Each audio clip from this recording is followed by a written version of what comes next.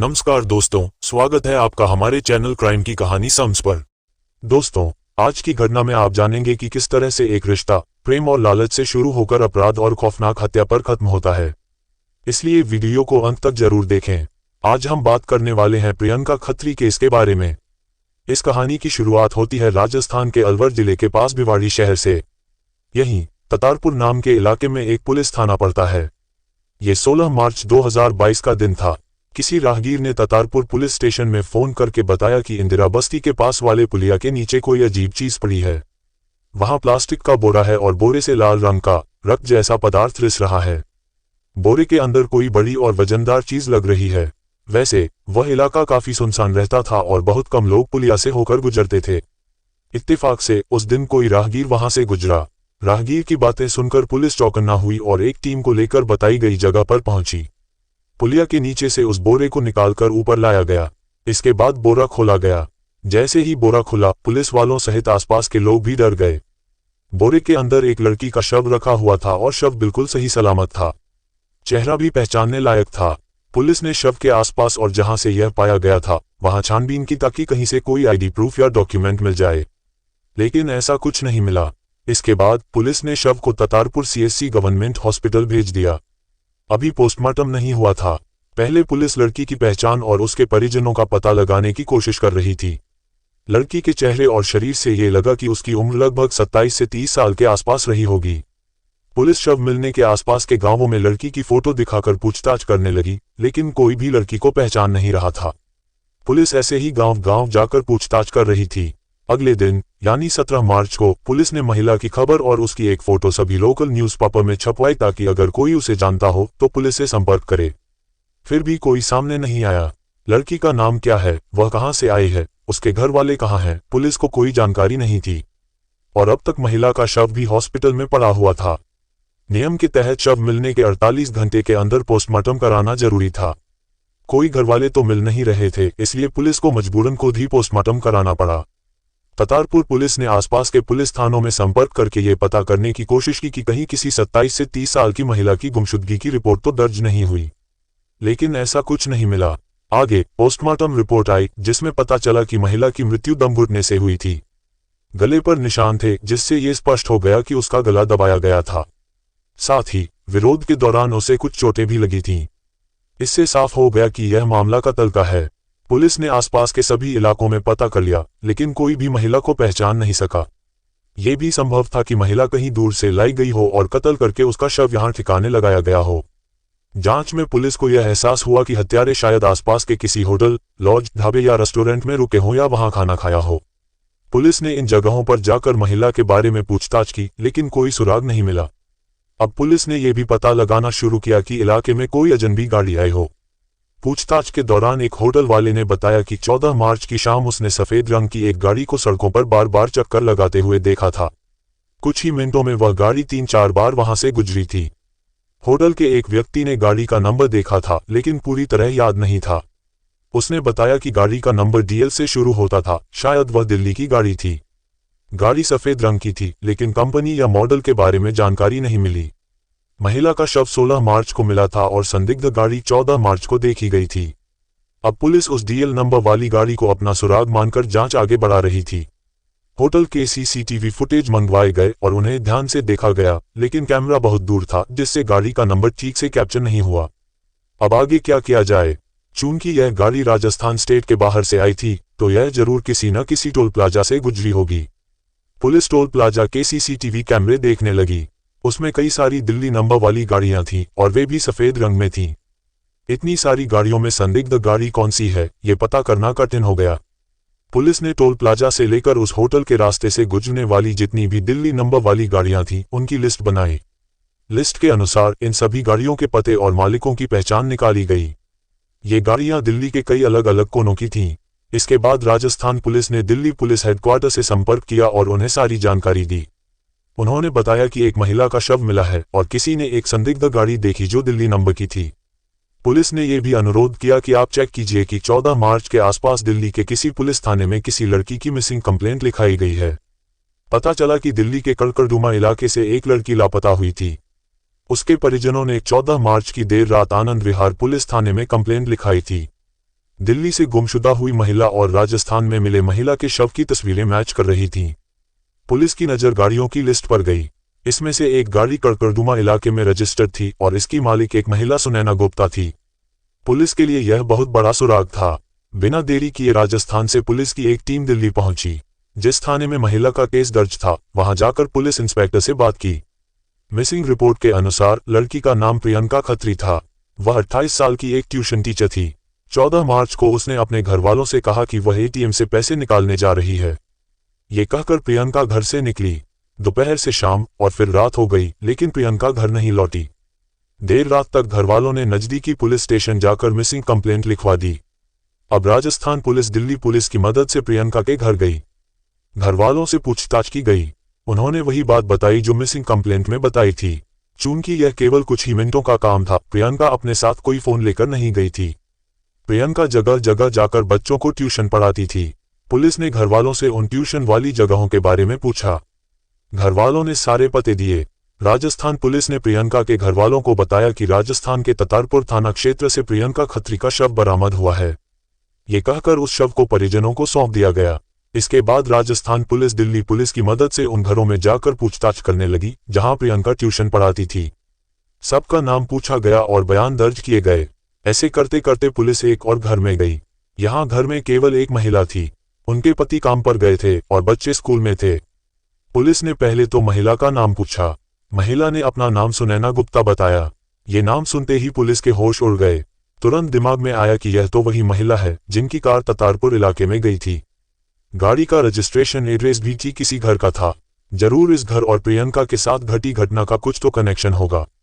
पहले तो पुलिस सुनैना से सामान्य रूप से बात करती है और प्रियंका के बारे में पूछती है।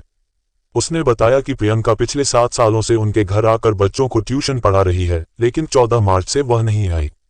पुलिस ने पूछा, आपकी कार 14 मार्च को राजस्थान क्या करने गई थी? और उन्हें सीसीटीवी द्वारा ली गई तस्वीर भी दिखाई। ये सुनकर और देखकर सुनैना उस गाड़ी में न होने के सबूत देने लगी। उसने कहा, मैं उस गाड़ी में नहीं थी, मैं घर पर थी, मुझे कुछ नहीं पता। कपिल से बात कीजिए। अब पुलिस ने कपिल गुप्ता से गाड़ी के बारे में पूछा। कपिल गुप्ता थोड़ा घबराने लगा और टालमटोल करने लगा। इसे देखकर पुलिस समझ गई कि कुछ गड़बड़ है। अब इन दोनों से सख्ती से पूछा गया कि प्रियंका का वह हाल कैसे हुआ। थोड़ी ही देर में दोनों ने अपना गुनाह मान लिया कि प्रियंका का कत्ल उन्होंने ही किया है। लेकिन ऐसा क्यों किया? एक ट्यूशन टीचर से आखिर कौन सी दुश्मनी होगी? दिल्ली के कड़कड़दुमा इलाके में रहने वाले 39 साल के कपिल गुप्ता एक बिजनेसमैन थे। कपड़ों का कारोबार था। 38 साल की सुनैना उनकी पत्नी थी। 2 बच्चे भी थे, एक लड़का और एक लड़की। उनके घर से थोड़ी ही दूर एक महिला रहती थी, प्रियंका खत्री। प्रियंका 21 साल की उम्र से ही सुनैना और कपिल के घर बच्चों को ट्यूशन पढ़ाने लगी। धीरे धीरे ट्यूशन पढ़ाते पढ़ाते कपिल और प्रियंका के बीच बातें शुरू हो गईं। जिस वक्त प्रियंका घर पर आती थी ट्यूशन पढ़ाने के लिए, उस वक्त सुनैना किसी काम से बाहर जाती थी। इस तरह कपिल गुप्ता खुलकर बातें कर पाता था। बच्चे छोटे थे तो उन्हें इन सब बातों की कोई समझ नहीं थी। ट्यूशन पढ़ाते हुए प्रियंका को यहाँ 2 साल भी नहीं हुए थे कि कपिल और उसके बीच रिश्ते बन गए। कपिल प्रियंका को अलग से पैसे भी देने लगा। उसके घर वालों को भी कोई भनक नहीं थी। वे सोचते थे कि बेटी ट्यूशन पढ़ाती है तो अपने ही पैसे होंगे। कपिल अब एक एक्स्ट्रा मैरिटल अफेयर में था। उसकी पत्नी सुनैना को भी इस बात की कोई भनक नहीं थी। ऐसे ही समय बीत रहा था। दोनों का प्यार दिन ब दिन बढ़ता जा रहा था। कभी कभी ट्यूशन टाइम में बच्चों को ना पढ़ाकर कपिल और प्रियंका बाहर घूमने के लिए जाते थे, मूवी देखते थे, ऐश करते थे। कपिल एक बिजनेसमैन था तो पैसों की कोई कमी नहीं थी। वह ज्यादातर टाइम बाहर ही रहता था। घर आने का कोई फिक्स टाइम नहीं होता था, इसलिए कभी कभी सुनैना घर आ भी जाती तो शक नहीं कर पाती। वह सोचती कि प्रियंका ने आज बच्चों को छुट्टी दी है और उसके पति भी बाहर काम कर रहे हैं। सुनैना को शक ना हो, इसलिए प्रियंका उसके बेटे को राखी भी बांधती थी। कपिल की पहले ही शादी हो चुकी थी और 2 बच्चे भी थे। वह सेटल हो चुका था। रही बात प्रियंका की, तो समय के साथ उसकी उम्र बढ़ रही थी। उसके घर वाले भी शादी करने का दबाव बना रहे थे। प्रियंका अपने करियर का बहाना बनाकर शादी की बात को टाल देती थी। उसके घर वालों ने तो 2 बार जबरदस्ती उसकी सगाई भी करवा दी थी। लेकिन प्रियंका शादी से पहले लड़के वालों को ऐसी बातें बोल देती कि वे शादी तोड़ देते। शादी तोड़वाने में कपिल भी उसकी मदद करता था। एक बार तो शादी को लेकर प्रियंका ने जहर भी खा लिया था। वह शादी नहीं करना चाहती थी। प्रियंका कपिल के प्यार में बिल्कुल पागल हो चुकी थी। पूछताछ में कपिल ने पुलिस को बताया कि इन 7 सालों में उसने प्रियंका पर करीब 40 लाख रुपए खर्च किए थे। प्रियंका ये बात अच्छे से जानती थी कि वह जिससे प्यार करती है वह शादीशुदा है, बाल बच्चों वाला है। आखिर वह उससे कैसे शादी करे। धीरे धीरे अब प्रियंका कपिल से शादी करने की बात करने लगी। कपिल भी कहता, ठीक है, आगे देखेंगे। प्रियंका बार बार कहती, लेकिन कपिल टाल देता। प्रियंका को लगने लगा कि कपिल की पत्नी सुनैना उससे ज्यादा खूबसूरत है। शायद इसी वजह से कपिल शादी नहीं करना चाहता। अब प्रियंका ने फैसला किया कि वह सुनैना से भी ज्यादा खूबसूरत बनेगी। उसने कपिल से बात की। कपिल ने कहा, ठीक है, जो चाहो तुम करो। कपिल हर महीने उसे 20 से 25 हजार रुपये अलग से देने लगा। प्रियंका इन पैसों से कई सारे कॉस्मेटिक्स खरीदती, ब्यूटिशियन से मिलती, डॉक्टर से बात करती। उसे उम्मीद थी कि एक दिन वह सुनैना से भी ज्यादा खूबसूरत बनेगी और कपिल से शादी करेगी। बीच बीच में वह शादी के लिए कपिल से कहती, लेकिन कपिल टाल देता। प्रियंका ने इस बात को ईगो पर ले लिया कि उसे कपिल से शादी करनी ही करनी है। वह जानती थी कि जब तक कपिल की पत्नी है तब तक वह शादी नहीं करेगा। एक दिन उसने कपिल से कहा, जब तक तुम्हारी पत्नी जीवित है तुम शादी नहीं करोगे। अगर सुनैना जीवित ही न रहे तब हम दोनों खुशी से शादी कर सकेंगे। ये सुनकर कपिल घबरा गया। इस बात पर दोनों में खूब बहस हुई। प्रियंका ने धमकी दी, अगर तुमने मुझसे शादी नहीं की तो मैं पूरी दुनिया को हमारे रिश्ते के बारे में बता दूंगी। ये बात 2021 के आखिरी महीनों की है। कपिल ने प्रियंका को बहुत समझाया कि ऐसा मत करो, हमारा परिवार तबाह हो जाएगा। अंत में प्रियंका ने कहा, ठीक है, किसी को नहीं बताऊंगी, लेकिन अब मुझे तुम्हारी जिंदगी से जाने के लिए 50 लाख रुपए चाहिए। अगर नहीं दिए तो मुझे सबको बताना पड़ेगा। कपिल 50 लाख देने को राजी हो गया, लेकिन कपिल के सामने 2 समस्याएं थीं, या तो अपनी प्रेमिका को 50 लाख दे या फिर अपनी पत्नी का कत्ल कर प्रेमिका से शादी कर ले। उसकी जिंदगी भर की कमाई बच जाएगी। कपिल ने तीसरा रास्ता अपनाया। उसने अपनी पत्नी को प्रियंका और अपने रिश्ते के बारे में सब कुछ बता दिया। सुनैना पहले बहुत गुस्सा करती है। वह कहती है, 7 सालों से तुम दोनों का अफेयर चल रहा था और मुझे भनक तक नहीं। ऊपर से तुमने इतने सारे पैसे उस पर उड़ाए, और वह लड़की मेरा कत्ल करने की भी बात कह रही थी।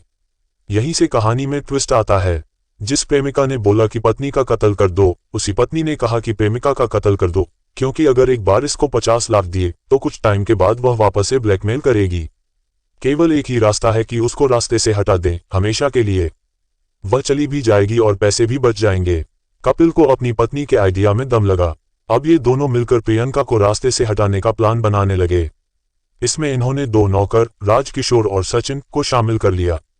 14 मार्च 2022 की सुबह से ही कपिल अपने दोनों नौकर, राजकिशोर और सचिन, को शराब पिला रहा था। दोपहर में कपिल नौकरों को कार की पिछली सीट पर बिठा के खुद गाड़ी चलाकर मेन रोड तक जाता है। गाड़ी रोड पर रोककर इसने प्रियंका को कॉल किया।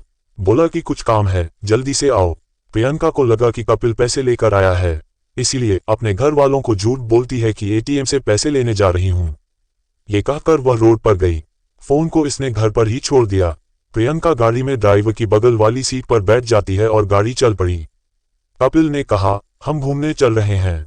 इसके बाद ये लोग सीधे दिल्ली से राजस्थान निकल जाते हैं। जानबूझकर कपिल गाड़ी थोड़ी धीमी चला रहा था ताकि वहां जाते जाते शाम होने लगे। जब लगा कि रोड पर लोग कम दिख रहे हैं तब कपिल ने भजन लगाया। वॉल्यूम फुल कर दिया ताकि अगर प्रियंका चीखे चिल्लाए तो आवाज दब जाए। भजन लगाने की वजह यह थी कि किसी को कार पर शक ना हो, लगे कि इसमें शरीफ लोग बैठे हैं, कोई फैमिली घूमने के लिए निकली है। अगर कोई और गाना बजाते तो आसानी से लोगों की नजर पड़ जाती। लगता कि शराब पीकर लड़के घूम रहे हैं, शायद पुलिस भी रोक ले। भजन लगाते ही पीछे से दोनों नौकरों ने प्रियंका पर हमला कर दिया। गाड़ी चल रही थी, प्रियंका दोनों का विरोध कर रही थी और चीख चिल्ला रही थी, लेकिन वे दोनों नौकर इस पर हावी हो जाते हैं। उन्होंने गला पकड़ लिया। कुछ ही देर में प्रियंका दम तोड़ देती है। वैसे ये लोग पूरी तैयारी के साथ आए हुए थे। इन्होंने गाड़ी के अंदर ही प्रियंका को प्लास्टिक के बोरे में पैक कर दिया। अब ये लोग जगह ढूंढने लगे कि शव को कहां पर फेंके। ढूंढते ढूंढते ये पहुंचे एक पुलिया के पास। वह जगह भी बहुत सुनसान था, सन्नाटा था, अंधेरा भी हो ही रहा था। इन तीनों ने मिलकर बोरे को पुलिया से नीचे फेंक दिया। ये तीनों सुबह से ही भूखे प्यासे गाड़ी में घूम रहे थे। इसके बाद ये लोग एक रेस्टोरेंट में जाते हैं, वहां पर खाना खाते हैं। खाने के बाद इन्होंने गाड़ी से एक रोड पर कई चक्कर काटे, जैसे कि यह लोग घूमने के लिए निकले हों, ताकि किसी को शक न हो कि इन्होंने कोई कांड किया है। पर जैसा इन्होंने सोचा था उसका उल्टा होता है। जिस रोड पर इन्होंने चक्कर काटे वहीं एक होटल था। वहां के एक स्टाफ ने गाड़ी को देख लिया। उसकी गाड़ी पर केवल इसलिए नजर पड़ी क्योंकि उसने कुछ ही मिनटों में कई चक्कर काटे थे। अगर इन लोगों ने ऐसा नहीं किया होता तो शायद उस आदमी की नजर गाड़ी पर ना पड़ती। पुलिस का भी कहना था कि यहीं से उन्हें सुराग मिला, वरना ये केस सॉल्व नहीं हो पाता। इसके बाद पुलिस ने आनंद विहार, गांधीनगर, करावल नगर और गाजियाबाद, उत्तर प्रदेश से सुनैना, कपिल, राजकिशोर और सचिन को अरेस्ट कर लिया। तो दोस्तों, ये था प्रियंका खत्री केस। इस घटना पर आपकी क्या राय है, हमें कमेंट बॉक्स में जरूर बताएं।